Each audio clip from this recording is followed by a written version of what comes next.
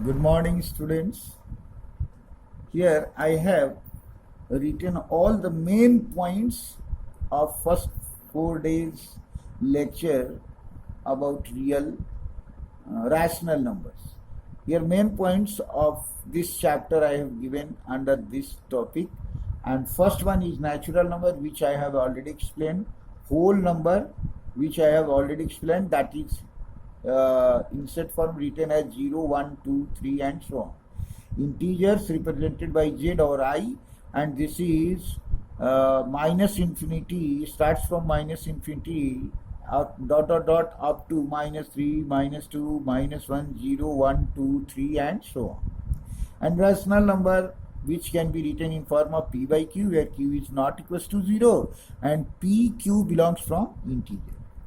Equivalent rational number, which I have already explained in theory class, and this suppose p by q is a rational number, then multiplying numerator and denominator by the same number, we get the equivalent rational number. A rational number are p by q, where q is not equals to 0, p and q belongs from I, integer, are said to be simplest form if p and q are co-prime numbers. Co-prime numbers means what? Here there is no common factor except 1 in numerator and denominator. 7th point is rational number inserted between two rational numbers. Here R and S are two numbers such that R is smaller than S. Then a number lying between R and S is equals to R plus S by 2. 8th point is also n rational number inserted between R and S, where R is smaller than S. The first inserted rational number is R plus D, second one is R plus 2D, third one is R plus 3D, last one is R plus ND. Here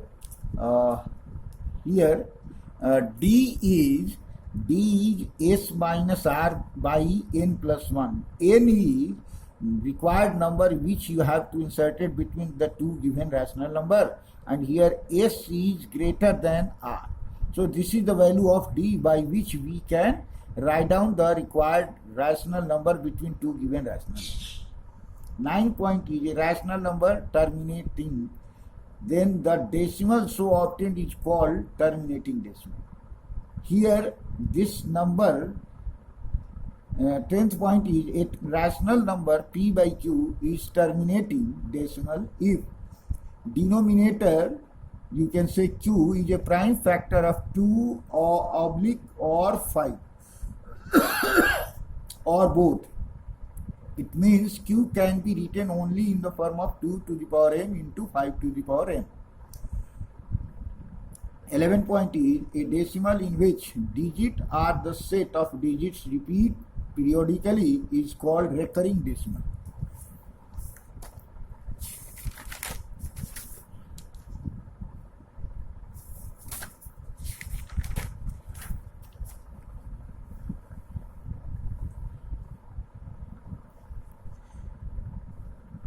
Twelfth point is a number is called irrational if it can be written in the form of p by q, where p and q cannot be written in form of p by q, where p and q belongs from integer and q is not equals to 0. Or you can say a irrational number is that number which is neither repeating nor terminating, is also known as irrational number.